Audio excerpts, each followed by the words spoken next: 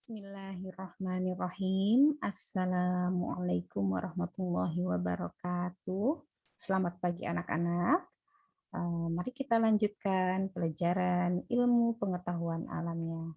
Silahkan dipersiapkan buku paketnya ya. Dan yang hari ini akan kita bahas masih di bagian-bagian tumbuhan ya. Dan yang akan Ibu jelaskan yaitu tentang daun ya, bagian tumbuhannya yaitu daun. Kita mulai saja ya. Nah, daun merupakan bagian tumbuhan yang tumbuh dari batang. Daun biasanya berbentuk tipis melebar dan berwarna hijau. Warna hijau itu disebabkan adanya klorofil. Apa itu klorofil? Klorofil adalah zat hijau yang berfungsi untuk menyerap energi cahaya matahari dalam proses fotosintesis. Untuk proses fotosintesis nanti akan Ibu bahas di slide selanjutnya.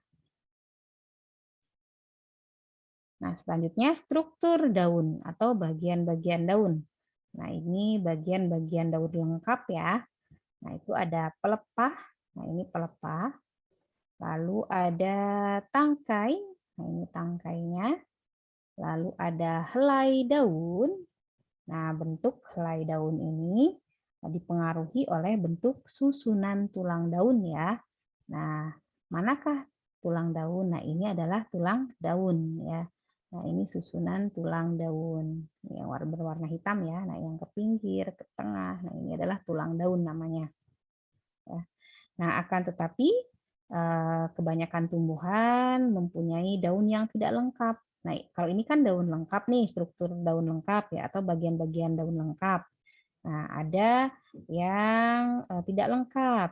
Misalnya ada tumbuhan yang daunnya terdiri atas tangkai dan helai daun saja. Ya. Nah, seperti contoh tumbuhan nangka, mangga ya. Dan ada daun tumbuhan yang hanya terdiri atas pelepah dan helai daun saja. Seperti contoh pada tumbuhan padi dan tumbuhan jagung. Nah, selanjutnya macam-macam susunan tulang daun. Ya, tadi ya tulang daun, macam-macam susunan tulang daun. Nah, ini ada tulang daun menyirip. Nah, ini menyirip ya, ini tengah. Nah, ini ke pinggir seperti sirip ikan. Ya, ini namanya tulang daun menyirip, berbentuk seperti susunan sirip-sirip ikan.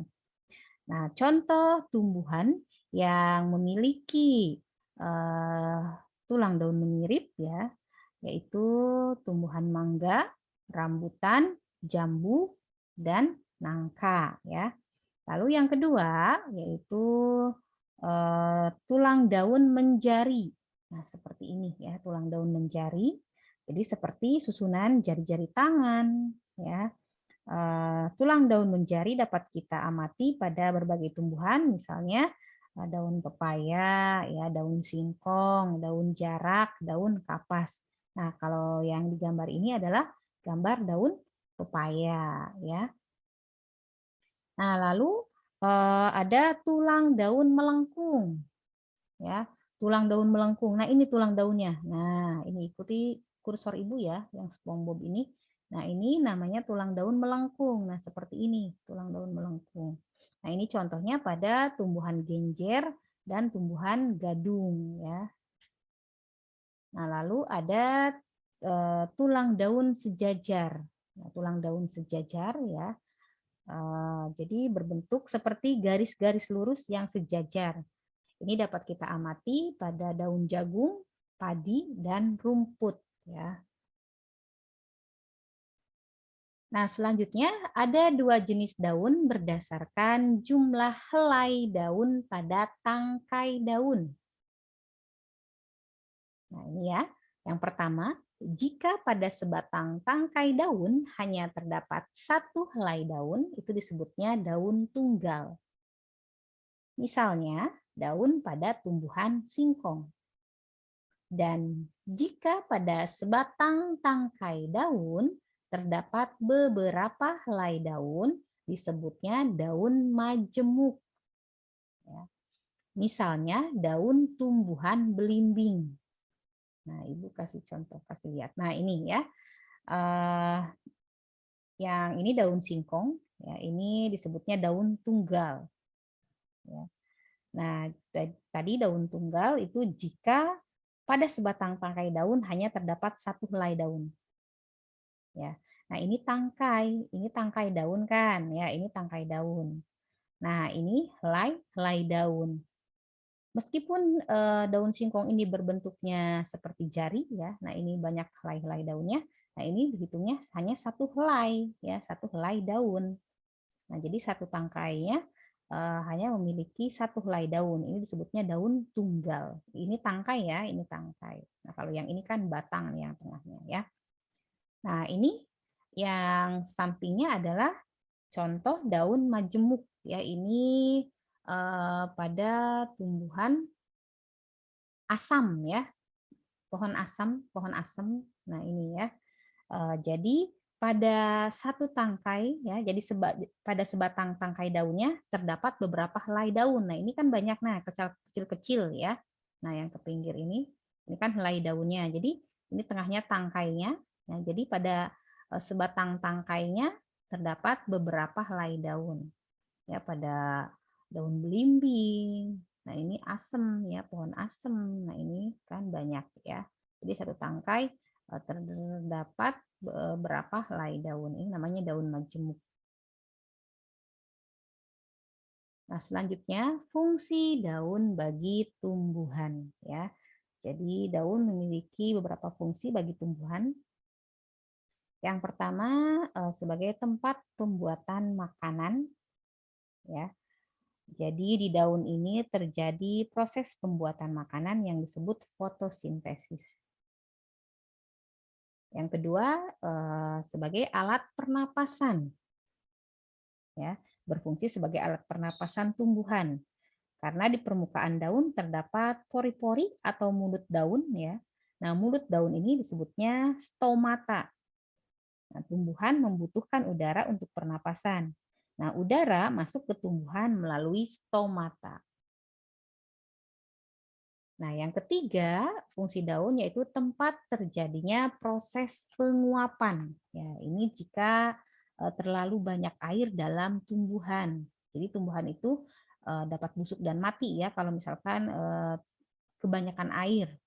Nah, agar tidak busuk, kelebihan airnya harus dikeluarkan dari tumbuhan. Nah, kelebihan air itu dikeluarkan melalui mulut daun dalam bentuk uap air. Nah, dengan begitu, tumbuhan tidak busuk karena terlalu banyak air. Nah, selanjutnya Ibu akan menjelaskan proses fotosintesis ya.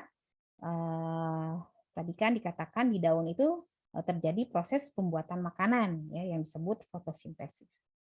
Nah, fotosintesis adalah proses pembuatan makanan yang memanfaatkan energi cahaya matahari untuk mengubah karbon dioksida dan air menjadi glukosa. Hasil fotosintesis berupa glukosa ini ya dimanfaatkan tumbuhan untuk bertumbuh. Dan hasil sampingan fotosintesis berupa oksigen yang dimanfaatkan makhluk hidup untuk bernapas.